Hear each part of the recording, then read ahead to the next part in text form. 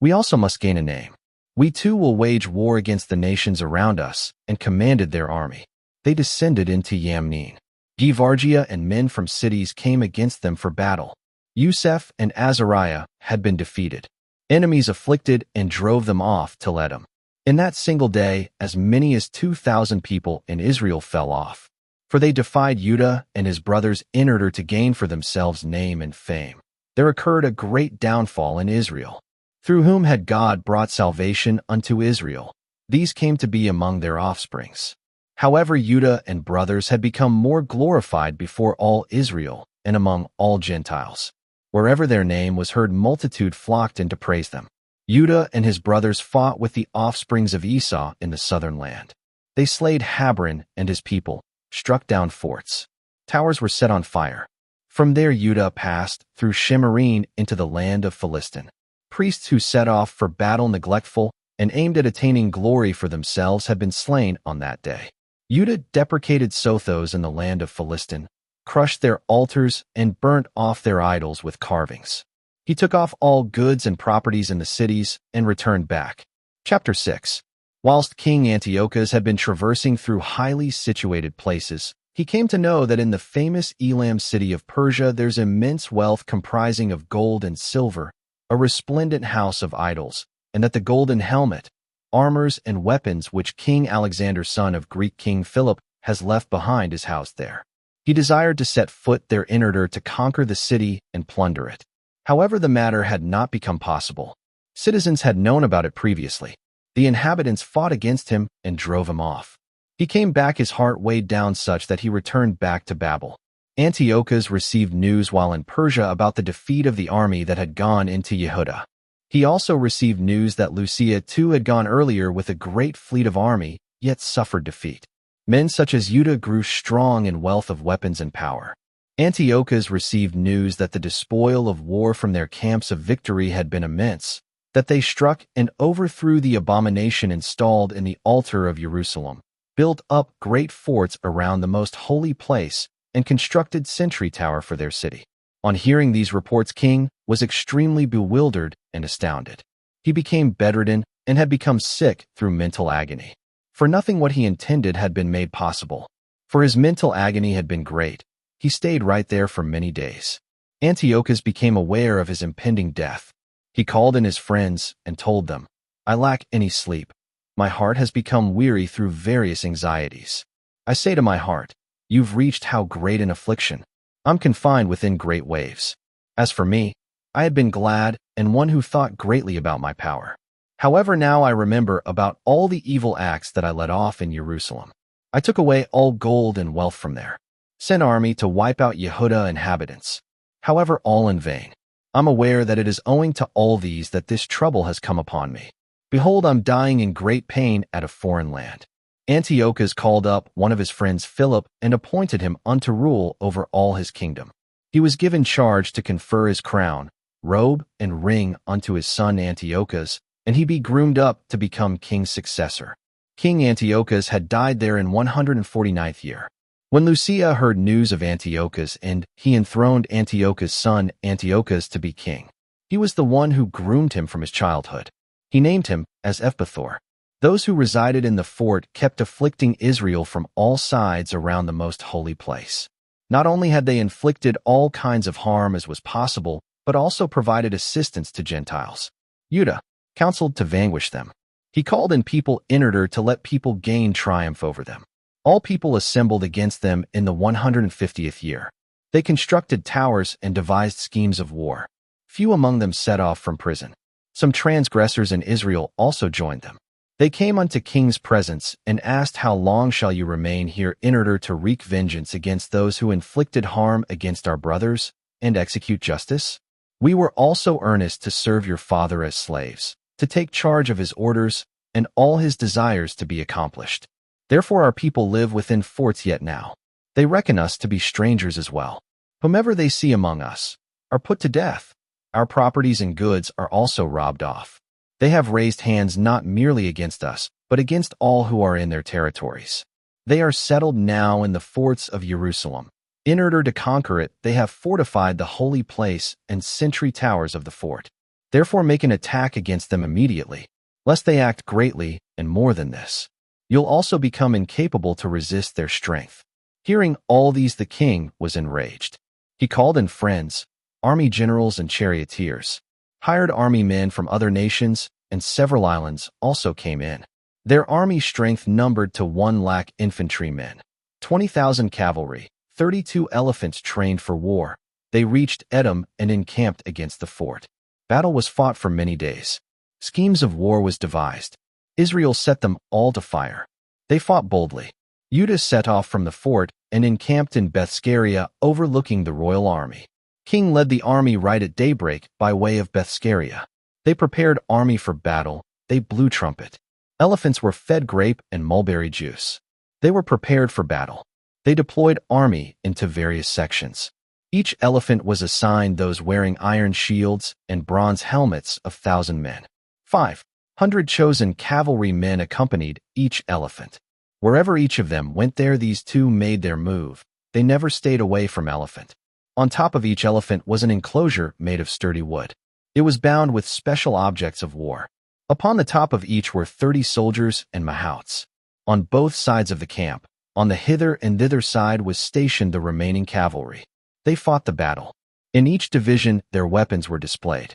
With sunrise as the rays had stricken, weapons made of gold and bronze. Mountains were illuminated like beacons of light. One among the army divisions was stationed in lofty mountains, and the other few upon tiny hills. They kept arriving boldly in a race. All were dismayed by the sound of their army, their marching in mass numbers, and by the clashing sound of their weapons. That army was powerful and extremely strong. Judah and army set off for battle. 600 among the royal army were slain. Elisar, named as Havran, saw one of the elephants bearing weapons. It was more noble than others as well. Thinking that the king would be seated in it, he charged forward courageously along the middle of the army, slaying on both sides as he went. They ran scattered here and there.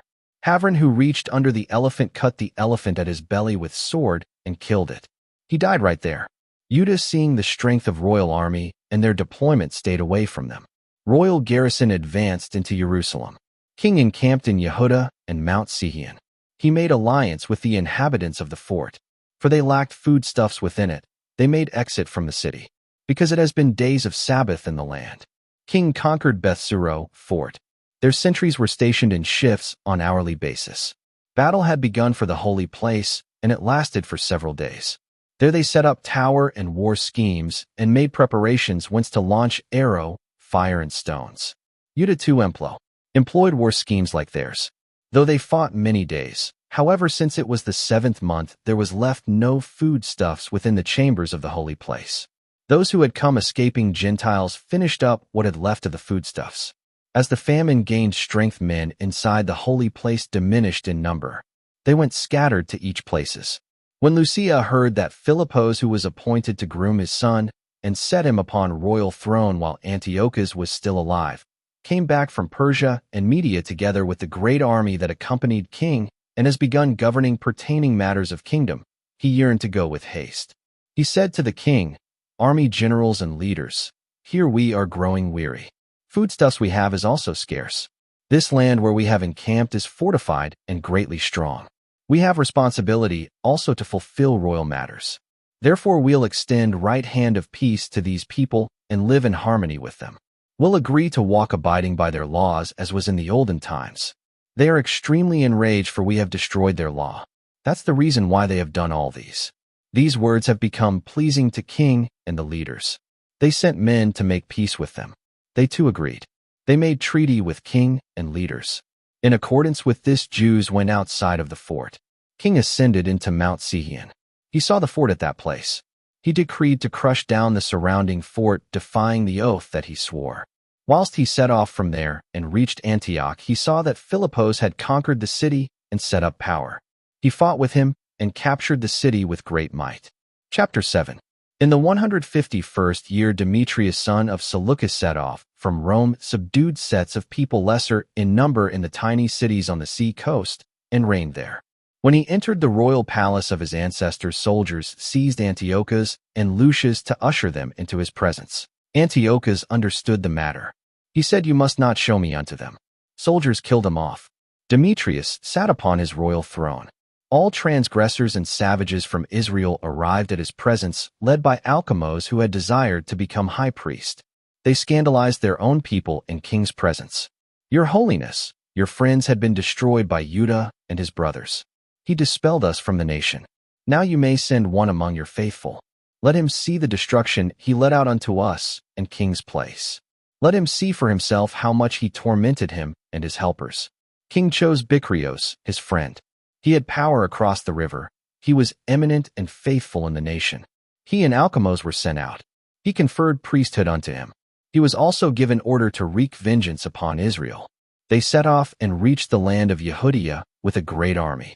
They sent messengers unto Judah and brothers to speak words of peace with treachery. They comprehended their words with scrutiny. But they saw that these have come with a great army. Teachers of law held counsel with Alcamos and Bicrios to execute justice. First among them had been Hazidites of Israel. They required peace of them. For the priest of the very offspring of Aaron has come with the army. Neither do they harm us, they said. He said to them words of peace. They also swore that neither to you nor to your brothers shall any harm be done. They trusted him. However, he seized 6 among them. They shed the blood of your holy ones around Israel. He had them killed in order that the prophetic words, there had been none to bury them, may come true. Fear of them spread among all the people. They said, these have neither truth nor justice. They themselves have defied the covenant and oaths they made. Bicrios set off from Jerusalem and encamped in Bethsura. He seized those who rebelled against him and Jewish people and slaughtered them into pieces beside a great well. That region had been put under the charge of Alcamos and conceded an army unto his help. Bicrios came near king's presence. Alcamos kept fighting for the position of high priest. Those who infused turbulence among people joined with him, and they seized Yehudah. A great onslaught was let out in Israel. Judah heard and came to know about all evil Alcamos and his accomplices had done to the people of Israel, surpassing those of Gentiles. He went into the region of Yehudah and scattered all rebels, causing them to meander throughout the land. Alcamos, seeing that Judah and his companions had become powerful, understood that they are unable to stand before them, returned to king's presence and spread scandal that they worked many evils. King Demetrius sent Nicanor, one who was noble among his leaders. As for him, he was hostile and spiteful against Israel. He was given order to vanquish and wipe out the people of Israel. He reached Jerusalem. Along with him was a great army.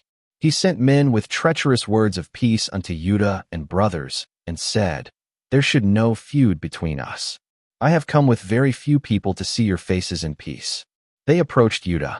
They greeted each other with peace. However, army was standing in wait to seize and take away Judah. When Judah became aware that they have approached him with treachery, not only had he went away from the messenger, but also hadn't desired to see his face again. When Nicanor saw that his scheme has become revealed, he set journey opposite to Capursloma in order to confront Judah. As many as 50 among Nicanor's accomplices had been dead. Army fled to the city of David. Nicanor ascended to Mount Sion. From the holy place arrived priests and leaders of the people to inquire of him, and to show him the sacrifices and offerings that are being offered unto the king. However, he ridiculed and derided them. Belittling them, he said with arrogance, if you do not deliver Judah and his army unto me immediately after returning back in peace, I will burn this house into ashes. He went away outrageous. Priests wept and prayed between the altar and inner court. O God, you have chosen this house in order that your name be called upon it, and it be a prayer house of prayers and supplications of your people. May you wreak vengeance against this man and his army. May they fall away by sword. May you remember their blasphemy. May you restrain from giving them strength and perseverance. Nicanor set off from Jerusalem and encamped in Beth-horon. A Syrian army joined him there. Judah encamped in Barsa together with 30,000 men. Judah prayed, O Lord God, when the army of King Assur defied you, your angel descended down and slayed 185,000 of them. Likewise, O Lord, today you may torment and crush the army before us. May everyone be let known that they spoke evil against that holy place. May you condemn them according to their wickedness. Battle between armies had begun on 13th of month of Kedar. Nicanor's army was crushed. At the very beginning of the battle, Nicanor had met with downfall. When his army had known that Nicanor has died, they fled, hurling away their weapons. Yuda's army pursued them the distance of 1 day from Arsa till Sira, sounding trumpet behind them. In the advancement, people came rushing out from all villages. They fought with each other, not sparing even one. Everyone fell by sword. They were plundered, and these took away their wealth and all that they possessed. They carried off Nicanor's head and his right hand, which he lifted with arrogance, and hung it in Jerusalem. People rejoiced extremely. This auspicious day was recalled with gladness and rejoicing. Every year, Odhar 13th, they had decided to be a day of celebration. In the land of Yehuda, peace was sustained for a long time. Chapter 8. Judah heard that Roman nation is extremely powerful. Those who join them are highly favored by them, and that they entreat with love all who draw close to them. Judah came to know their courage, how they fought with Galatians to subdue them, and the fact that they rendered them to such state that they give ransom to Romans, things that they worked in Spain, how their gold and silver mines were captured and all lands had been conquered through their prudence and patient endurance. All those countries had been far away from them. They drove away all kings who came against them from regions of earth's territories. They were slain terribly hard. Others had become those who give them ransom year after year. They struck down to be rendered dust Philippos, kings of Cathaea, and all who came against them in battle. They were tormented. Emperor king of Asia, Antiochus set off for war against them. Together with them had been 120 elephants, chariots, and strong great army. They fell off his entire army. He was seized alive and decided a large sum to be charged him and his descendants year after year to be given as ransom.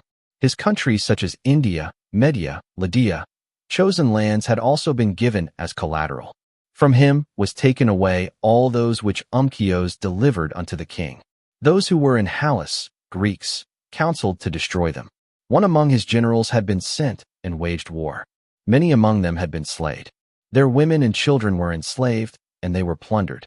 Their places captivated and affirmed their power. Their mountain peaks of worship struck down. They are kept under slavery until today. Rest of the nations, island groups, and those who resist them at least once were destroyed, robbed, and enslaved.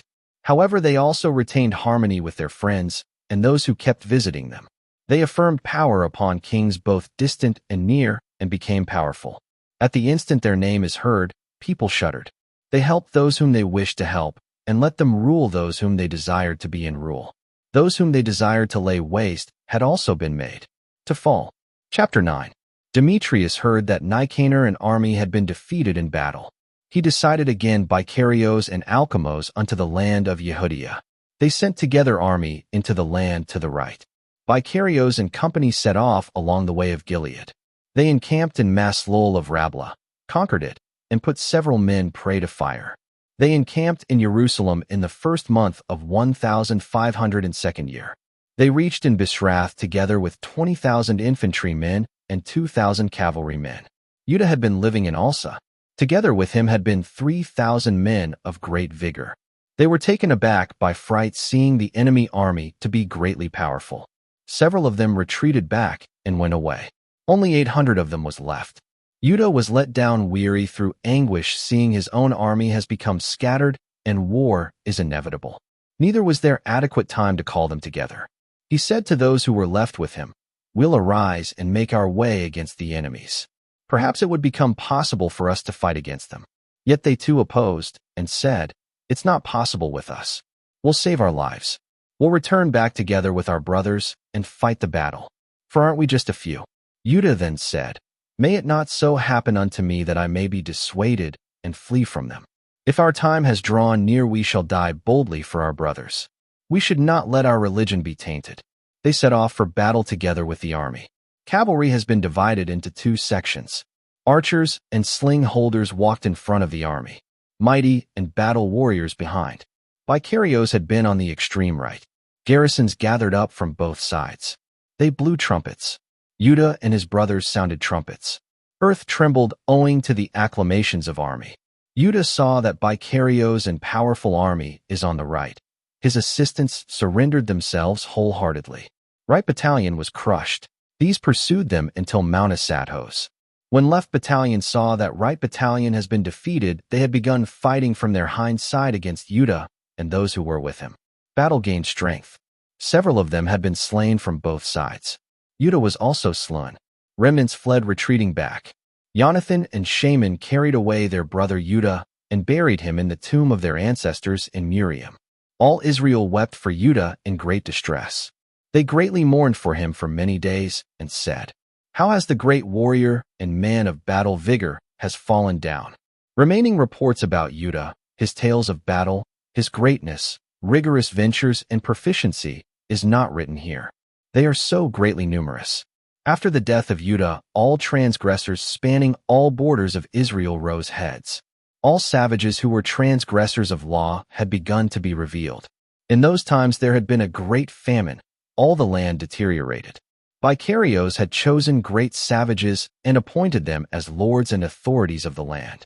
They sought and found Judah's comrades and brought them before Vicarios.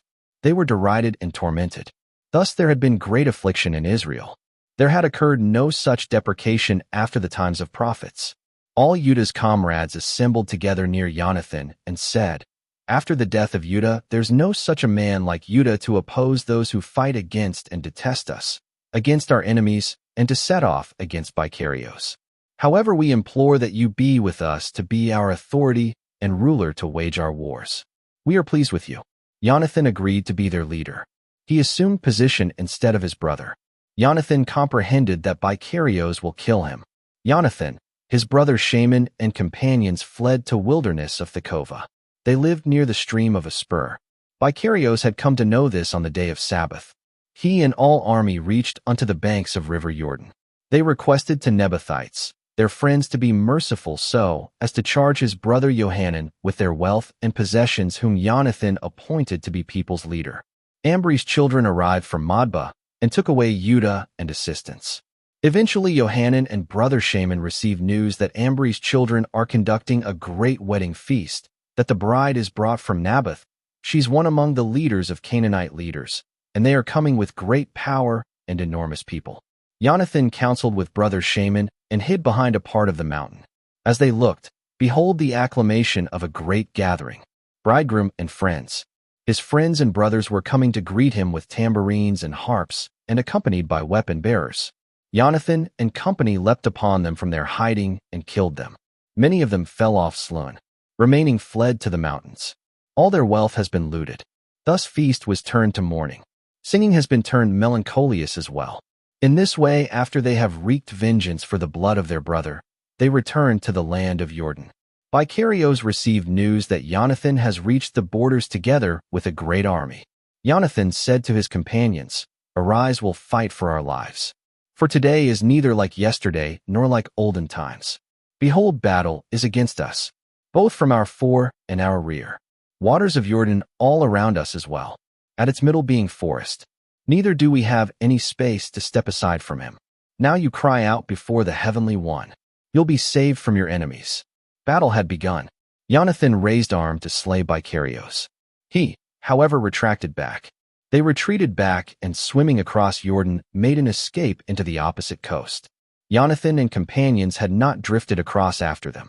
On that day, as many as 1,000 men of Vicarios had been slain. Vicarios returned back to Jerusalem. He built fortified cities in Jerusalem. In addition, a fort at Jerusalem. He fortified regions such as Anmos, Beth-horon, Bethel, Thamnath, Prath, and Thapuz with high forts, doors, and latches. Enemies of Israel had been appointed as sentries unto them. He also fortified Beth-shur, Jesirah, and Beth-merda, and let army dwell over the entire place. He took princes of leaders of the place as collateral prisoners of war. They were set to be subject to guard within the fort of Jerusalem. In the 153rd year, 2nd month, Alchemos gave order to struck and break down inner court of the holy place. He destroyed the works of prophets. He had begun to vanquish it. At the same time as Alchemos was afflicted with disease, all his works came to an end. He became mute. He was not able to utter a word. He had not been able to give commands even about his household. Having suffered great pain, Alchemos died in those times. When Vicarios heard of Alchemos's demise, he went back to king's presence. Thus the city of Yehudiah enjoyed peace and comfort for 2 years. As for men of iniquity, they however formed league and made counsel. Behold, Jonathan and companions live with comfort boldly. We must bring Bicarios immediately. They must be seized in a night. They went and counseled with him. He set off with a great army. He sent secret messages to his accomplices in Yehudia that Jonathan and companions must be seized. However, since Jonathan received news of their counsel, it has not become possible unto them. Company of Jonathan caught hold of 50 men who were leaders of evil and killed them. Jonathan, Shimei, and companions went away to Bethiashan of the wilderness and built and reinforced all that laid waste there. Bicarios received news about this. He gathered together all his army and commanded those in Yehudia. He set off to Bethiashan and fought for long days. He devised schemes of war. Jonathan left his brother Shimei in the city, set off himself to countryside, and cut off in.